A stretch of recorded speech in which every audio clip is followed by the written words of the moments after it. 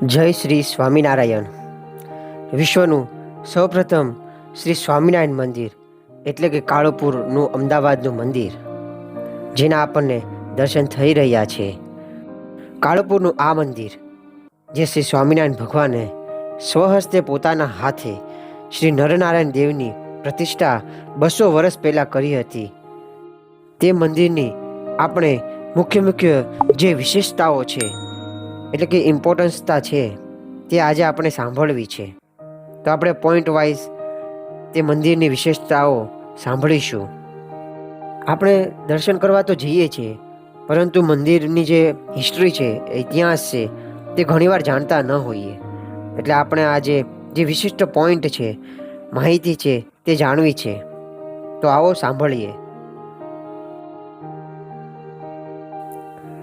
આજથી 204 વર્ષ પહેલાં એટલે કે ઈસવીસન 1818માં જ્યારે બ્રિટિશ ગવર્મેન્ટનું રાજ્ય હતું, તે શાસન દરમિયાન ઈસ્ટ ઇન્ડિયા કંપની જે બ્રિટિશોની હતી, તે ઈસ્ટ ઇન્ડિયા કંપનીનું શાસન અમદાવાદ શહેરમાં પણ હતું.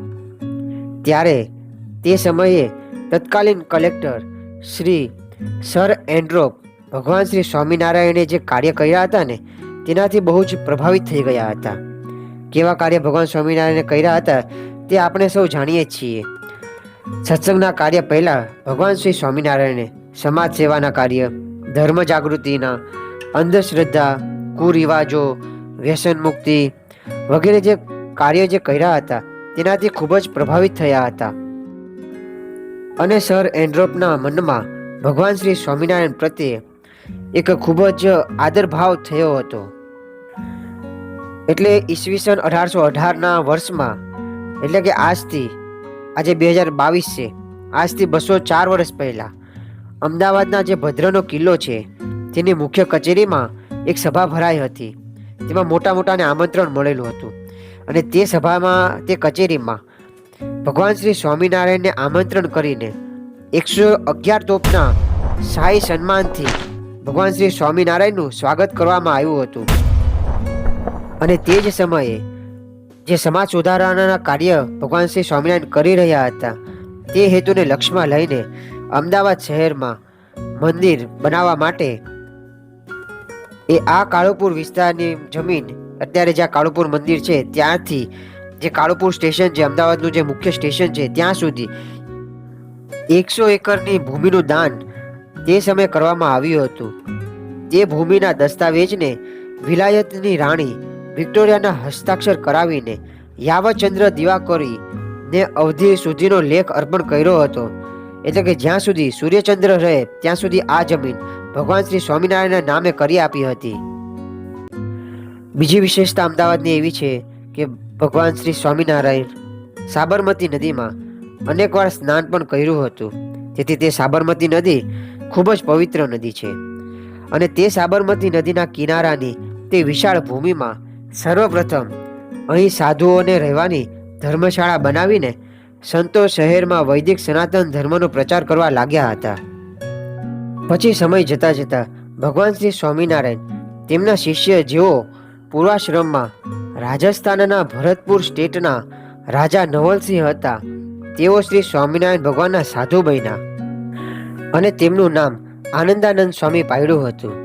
તે આનંદાનંદ સ્વામી, જેઓ શિલ્પકળા, વાસ્તુશાસ્ત્રના પારંગત પંડિત હતા, સ્વામીના નેતૃત્વમાં સેવાભાવી ભક્તોના તનમન ધનના સહયોગથી પથ્થરોની ઈસવીસન 1818થી ઈસવીસન 1822ના ટૂંકા સમયમાં શિલ્પશાસ્ત્ર અનુસાર ઘડાઈ કરી ભવ્ય વિશાળ મંદિરનું નિર્માણ થયું.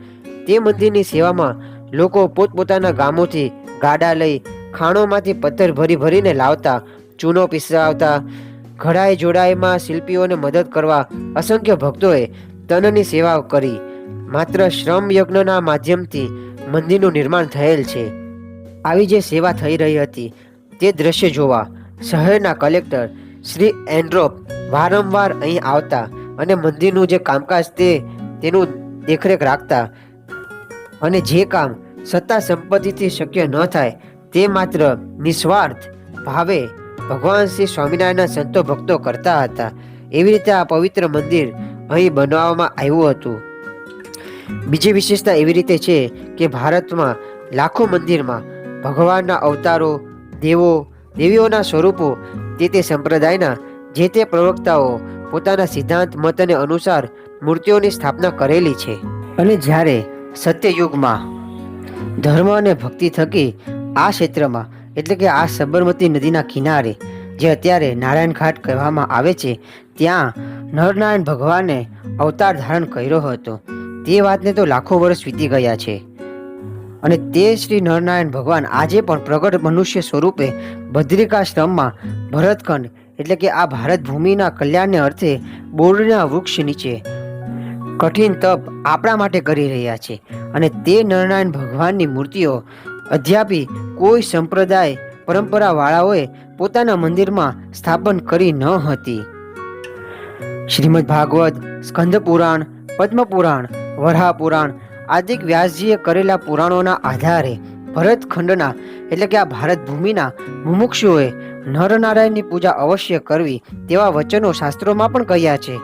છતાં પણ ભરતખંડની ધાર્મિક પ્રજા ભગવાન શ્રી નરનારાયણના દર્શન પૂજનથી વંચિત રહી જતી હતી.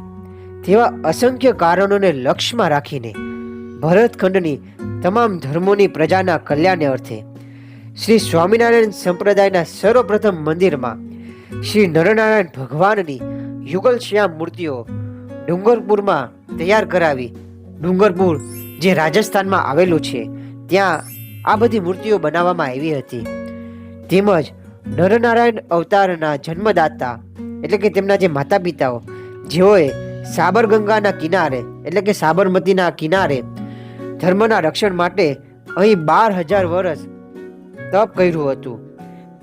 એવા એ પવિત્ર દંપતી ધર્મદેવ અને મૂર્તિદેવી જેની પ્રતિમા બનાવી તથા ભગવાન શ્રી મુરલી મનોહર રાધાકૃષ્ણની પ્રતિમા તૈયાર કરીને આ નિજસ્થાન મંદિરમાં સ્થાપન કરવામાં આવ્યું છે. સંપ્રદાયનું સર્વપ્રથમ મંદિર સનાતન હિન્દુ ધર્મ વૈષ્ણવી પરંપરાવાળું ધર્મપિતા ભક્તિ માતા સહિત શ્રી નરનારાયણ ભગવાનની સર્વપ્રથમ મંદિરની સ્થાપના ભગવાનના વરદ હસ્તે વિક્રમ સંવત 1878 ફાગણ સુધી ત્રીજ અર્થાત ઈસવીસન 1822ના તારીખ 24 ફેબ્રુઆરીના શુભ મંગળ દિવસે તત્કાલીન અંગ્રેજ કલેક્ટર સર જાસ્કિનની ઉપસ્થિતિમાં સંપૂર્ણ રાજાશાહી સન્માન સાથે 4 વેદના 108 ભૂદેવોના પુરોહિત પદે અમદાવાદ શહેરના સાધુ સંતો, નગરપતિઓ, પદાધિકારીઓ, શાસ્ત્રીઓ, પુરાણીઓ તેમજ સંત હરિભક્તોની પાવન ઉપસ્થિતિમાં મધ્યાહન અભિજીત સ્થિરના નક્ષત્રમાં